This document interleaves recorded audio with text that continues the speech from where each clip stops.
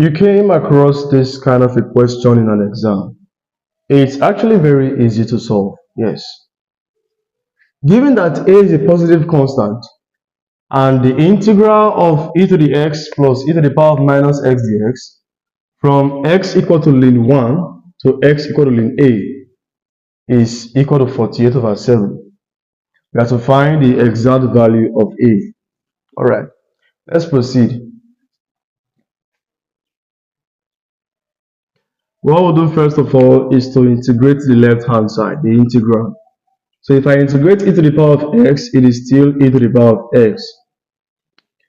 If I integrate e to the power of minus x, by the rule of integration, it is e to the power of minus x divided by the minus 1, which is attached to the x.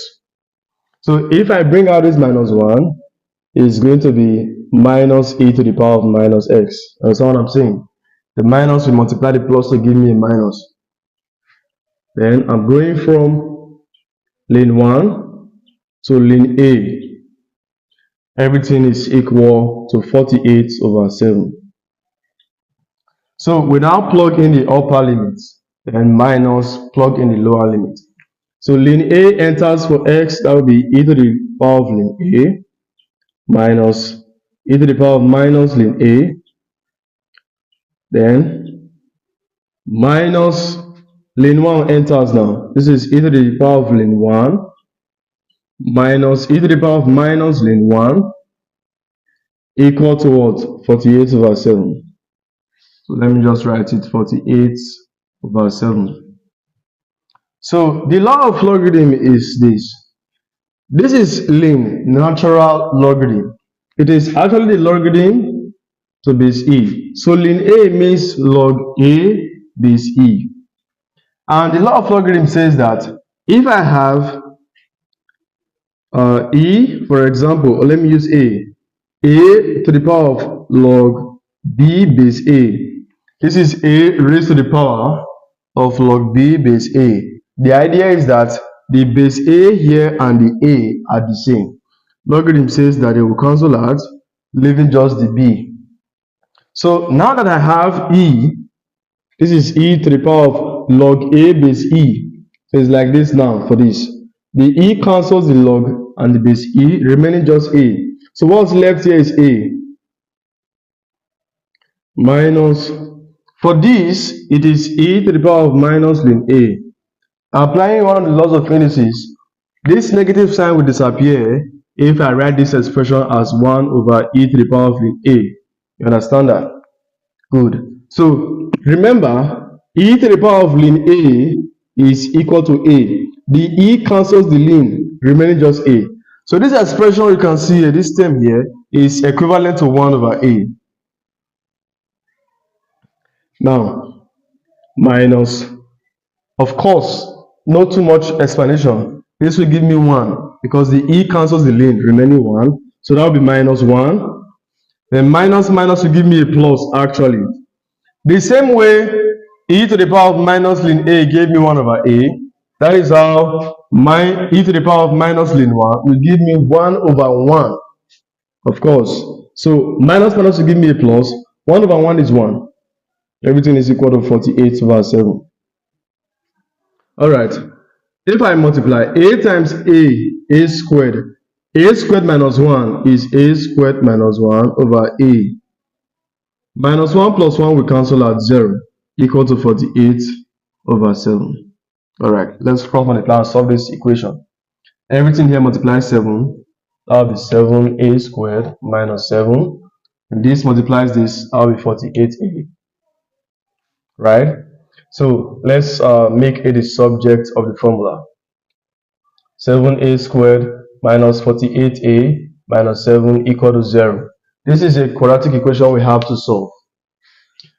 Okay, 7 times 7 is 49. That was minus 49. Then we have here minus 48. So two numbers that will multiply to give us minus 49. And those same two numbers when added to give me minus 48. Of course, it should be 1 and minus 49. Because 1 times minus 49 is minus 49. 1 plus minus 49 is minus 48. So I'll be writing 7a squared plus 1a, that's plus a, minus 49a, minus 49a, minus 7 equal to 0. So factorize by grouping. What's common to these two is just a. Bring out a. So I'll be having 7a plus 1 left. What's common to this? Minus 7. So if I bring out minus 7, I'll be having 7a here plus 1 also. So these two brackets are the same. Bring out one of them. 7a plus 1. Then a minus 7. A minus 7 equal to 0. So if this is the case, it means that 7a plus 1 is equal to 0, or a minus 7 is equal to 0. So that from here, if I make a the subject of the formula, a will be equal to minus 1 over 7. And from here, a will be equal to positive 7. The question says that a is a positive constant. We have two values already, minus 1 over 7 and 7. So for the fact that the question stated that a is positive, therefore a is equal to 7. So we are not going to take this value because it is a negative value. So a is equal to 7. That's the positive value for a. As far as this equation, this integral is concerned, support by subscribing, like, and share this video to your friends and to those that may need this video. This question appears very easy, given that the integral of 3e3x plus 6e to the power of minus 2x dx from x equal to 2 to x equal to b, I to find the value of b. Alright, now this is it. Let's integrate this function. This is the integral from 2 to b of 3e to the x plus 6e to the power of minus 2x dx equal to 0. Alright, what is the integral of 3e to the power of x? Integration says that the integral of e to the power of x dx is e to the power of x. Okay, so if I integrate e to the power of x, it is still e to the power of x. The 3 is just a constant. If I integrate 6 is a constant. So if I integrate e to the power of minus 2x, integration says that the integral of e to the power of kx dx, there is a constant of integration in this case, okay, but it is not needed in this case since it is a definite integral. So if I integrate e to the power of kx dx, it is e to the power of kx all over k plus the constant of integration. So the k here is actually minus 2. So this is e to the power of minus 2x all over minus 2. The integration is from x equal to 2 to x equal to b. 2 is the lower limit and b is the upper limit, equal to 0. Alright, this will be 3e to the x. Okay, 6 divided by minus 2 is minus 3. So we have minus 3 e to the power of minus 2x from 2 to b all equal to 0. Okay, see, 3 is a constant. Yes. So if I factor 3 out, it will be, let me write it here, it will be e to the power of x minus e to the power of minus 2x, okay, from 2 to b equal to 0. Do you know why? If I divide both sides by that 3 that is factored out, it will cancel. 0 divided by 3 is still 0. Now, I'm here.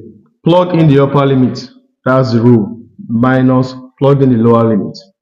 So if I plug in b for x, it's going to be e to the power of b minus e to the power of minus 2b minus, plug in the lower limit, e to the power of 2 minus e to the power of, if I plug in 2 here, that will be minus 4, right? Minus 4 equal to 0.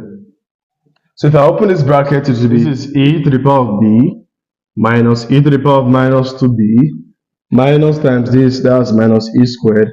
Minus minus will give me a plus. So we have e to the power of minus 4 equal to 0. Alright. The most should I say the easiest approach now to solve this equation from here is to rearrange the equation in this way. I have e to the power of b here. I have e to the power of minus 2b here.